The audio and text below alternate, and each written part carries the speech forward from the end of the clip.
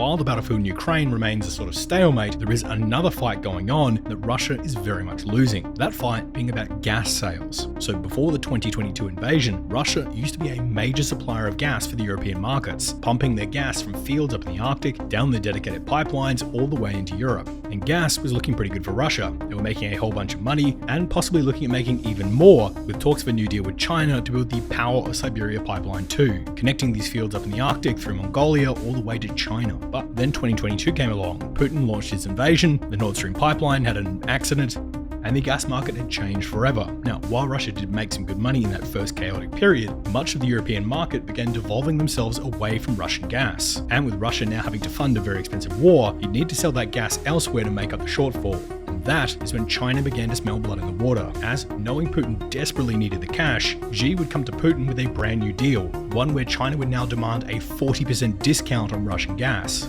well below what the Europeans were paying Russia for that. And Xi would also halt any talks on the joint deal to build the Power of Siberia 2 pipeline, instead forcing Russia to pump gas all the way from the Arctic and then all the way back across Russia into China, meaning that for Moscow, transportation costs are sky high and profits are new lows. So while the battlefield may be a stalemate, Xi Jinping seems to be winning the gas wars.